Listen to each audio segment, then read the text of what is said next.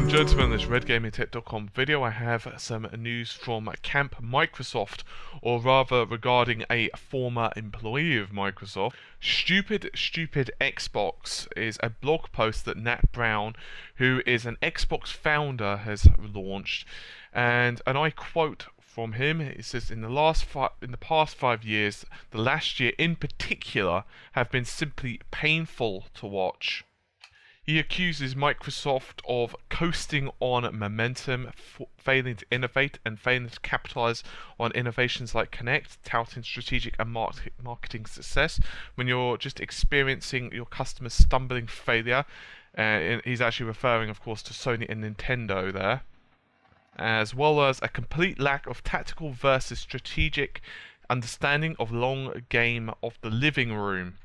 This is mostly regarding the fact that he feels that Microsoft are taking away the fact of gaming, and therefore mostly focusing, he feels, on the wrong thing, which is the entertainment part of the console. Now, what does he mean by this? Well, and I'll clarify by another quote. No, more and better content was always the point and the plan. My gripe is that, as usual, Microsoft has jumped its own shark and is out stomping through the weeds, planning and talking far-flung future strategies in interactive television and original programming partnerships with dying media companies. With their core product, their hometown is on fire, their soldiers, their developers are tired and deserting, and their supply lines are broken.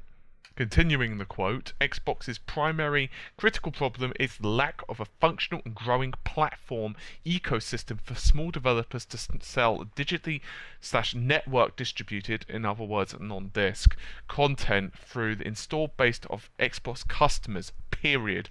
Why can't I write a game for Xbox tomorrow using $100 worth of tools and my existing Windows laptop and test it on my home Xbox or at a friend's house? Why can't I then distribute it digitally in a decent online store, give up a 30% cut and strike it rich if it's a great game, like I can for Android, for iPhone or iPad? Mr. Brown is not really mincing words when he says that Microsoft is living in a dream world. Xbox just needs somebody with a brain and focus to get this product in order tactically before romping forward to continue with the long-term strategic promise of an Xbox in every living room connected to every screen. Now, Brown actually has some good points here.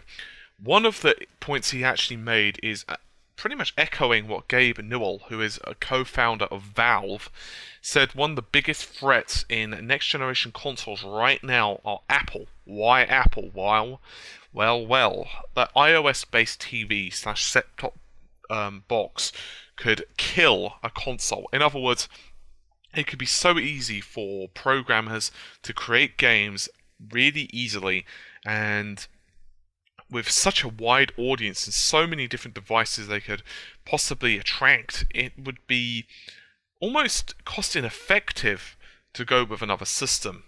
Now bear in mind that Valve aren't exactly unbiased here. They actually have a stake in this, as they are indeed making the Steam box, as well as, of course, Steam on the PC. Steam, of course, is the primary distribution method for quite a lot of developers now on the PC platform. This isn't the only criticisms recently that Microsoft have been facing. Another one was that back in the day, you may remember that there was a good and steady rumor that Microsoft were going to buy out Sega, but they never did, and one of those reasons apparently was because Bill Gates was skeptical that it had, and I quote, enough muscle to stop Sony. And that's according to the company's former VP of Windows sales. So what do I think of this whole situation? Well, obviously with the Xbox 720 and PS4 coming along in development now, I mean, they're getting closer and closer and closer. And in terms of, raw specifications, they're going to be very impressive machines. Whether they're going to be that much better graphically looking than PC, it's going to be doubtful. I still think the PC games on release are going to be slightly on the edge. However, that isn't really the point. The point here is both companies are really pushing to have their system at the center of your living room. Is that the right call? Is that, the way to go?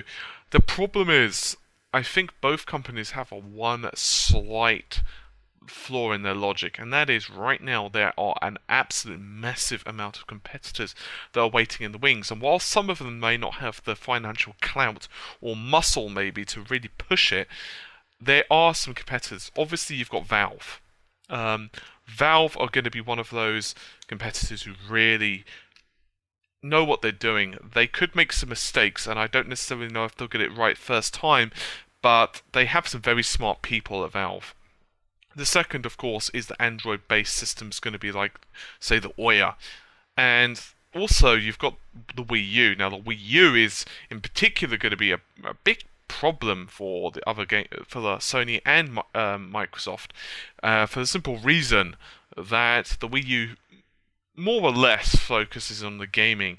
And while, yes, the Wii U doesn't have all the technical and powerful oomph that the other two consoles does have, that doesn't necessarily mean it's going to have bad games. In fact, it could be the gaming experience. However, a few developers have spoken out against the Wii U and have actually criticized it also heavily.